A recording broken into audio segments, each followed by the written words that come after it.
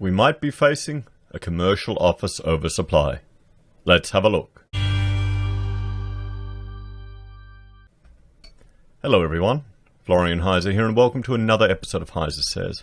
Got my morning stein of coffee, still working through it.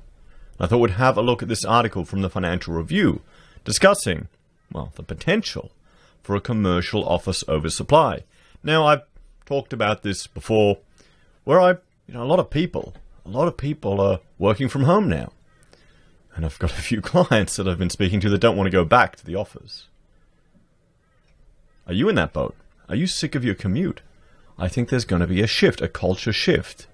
And that's going to manifest in the demand for office space square meterage. And here we're starting to see the first signs where there's some concern around that. Now, before we jump into this Financial Review article, let's just jump over here to the data room from the Property Council. We all know the Property Council, the lobby group that's arguing for lowering immigration requirements and bringing more people in to keep the property bubble going while also handing everyone $50,000. Yeah, that's so. But, they do have some good stuff like this website. So this is the current total stock of Australian office, the NLA, net lettable area by market. You can see Sydney's the highest, followed by Melbourne, then Canberra, and Brisbane, Perth, Adelaide. I'm assuming we've got different areas of Brisbane. Okay, this is Brisbane Fringe, and this was Brisbane CBD. Why are they separating the Fringe? I guess they're just doing it. Oh yeah, they've got the other areas here. Now let's look at office vacancy. You can see in Australia, last recession, look how it hit. It was over 20%. We'll jump to Sydney, also over 20%. Melbourne, also over 25%. Unfortunately, this doesn't go back to the 30s. That would be quite interesting to see. Brisbane, we didn't do too bad. We were 15. We're actually higher vacancy rates now. So it's going to be interesting to see how this economic environment affects Brisbane. Adelaide, you can see there, they creeped up to 20 almost. And they're still pretty high, 15%.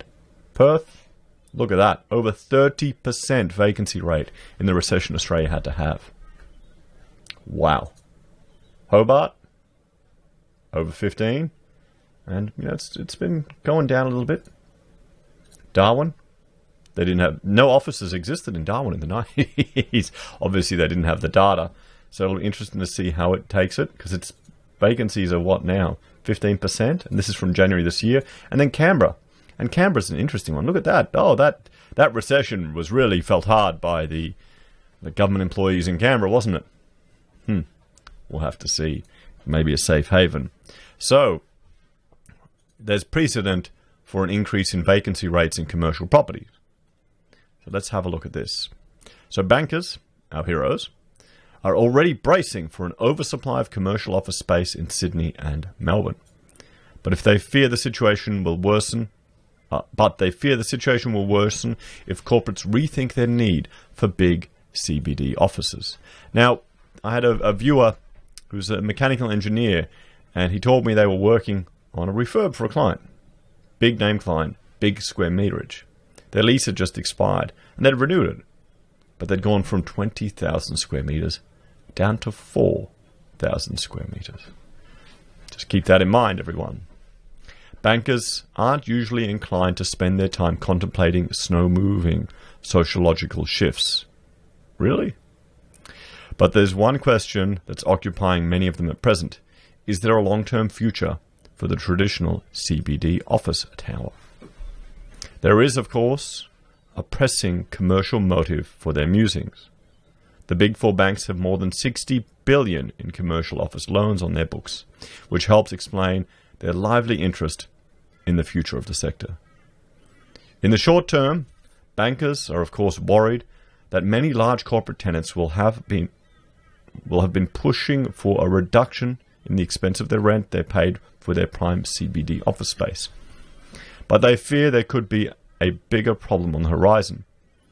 If the well-heeled law and accounting firms and the large investment banks decide there's no longer any need for them to fork out the huge amounts of money to secure large swaths of prime office space in the center of the big cities, we can see.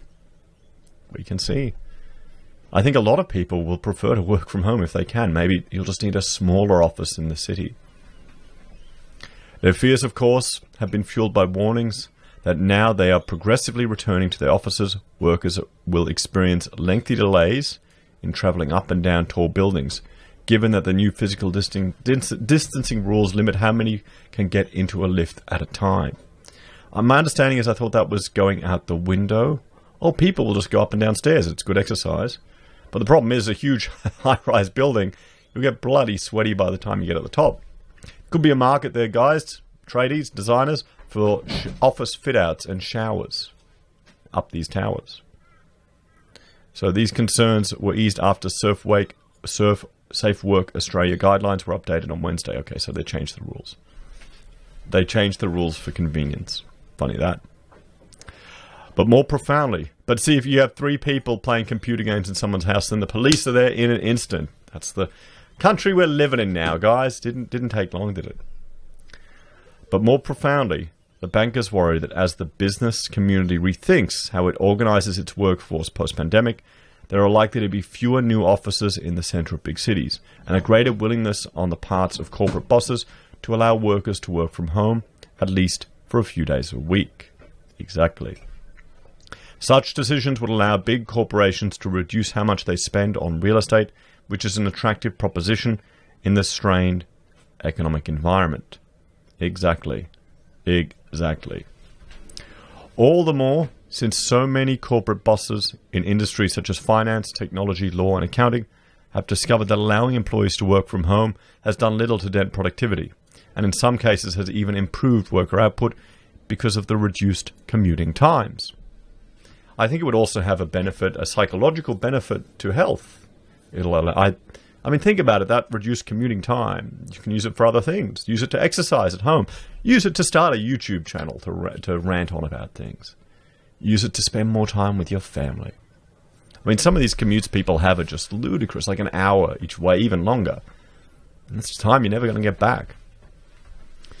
So you consider the computer at work, which is probably less quality. That actually, which is less quality than the one you had at home. That always infuriated me when I had a good computer that could handle the programs I was working on really fast. But then I'd go to work and have some piece of rubbish. So still, that doesn't mean we're likely to see virtual corporate head offices emerging anytime soon. Most corporate chiefs still believe in the benefits of being able to assemble their employees together under one roof, at least for part of the week. So CBD's clouded future. But many are now questioning whether this needs to be done in expensive CBD offices, or whether low-rise offices in less ritzy locations would suffice. And this in turn has major implications for the valuation of CBD office towers. In one area where I'm worried that the risks of being significantly underestimated is office property, said one leading banker. I don't think it's so much a problem in the short term, although there are some tenants who are no longer paying rent. The bigger problem is that unless an effective vaccine for the pandemic is developed, in the longer term, high-rise offices are not a very good proposition. The banker adds that the central problem isn't the office per se. Once employees are in the office, it's possible to use social distancing and scrupulous cleaning to limit the spread of the virus. The big problem is getting to the office and getting out of the office. It's the public transport and elevators, he said. I think that if the virus persists, the whole concept of the CBD will be under a big cloud, and you can see a major shift in corporate behavior. And that's not even taking the whole aspect of working from home. Major corporates are unlikely to decide that they can do away with an office altogether, because there are big advantages to being able to bring employees together. People need to have somewhere where they can come together fairly frequently, if not every day, he said. You don't really need to go out through a Zoom conference call. So I am being invaded right now by a ravenous 2-year-old. They're like little zombies at that age. I guess what we're seeing here is one of the disadvantages of working from home. I did this completely to demonstrate one of the reasons why commercial offices might still exist. You don't have, children banging on the door at all times. I hope you can hear it. I'll be disappointed if you can't. Anyway, guys, let me know your thoughts and opinions in the comments below. Will you miss your commute? Please like, share, and subscribe to the channel. Support us via Patreon or YouTube. You can also use our affiliate links at Amazon or eBay, Independent Reserve or Kucoin. You can use Gold Pass from the Perth Mint, buy our merch from HeiseSays, or support us via PayPal. And I'm going to go see how Odie's doing. Bye for now.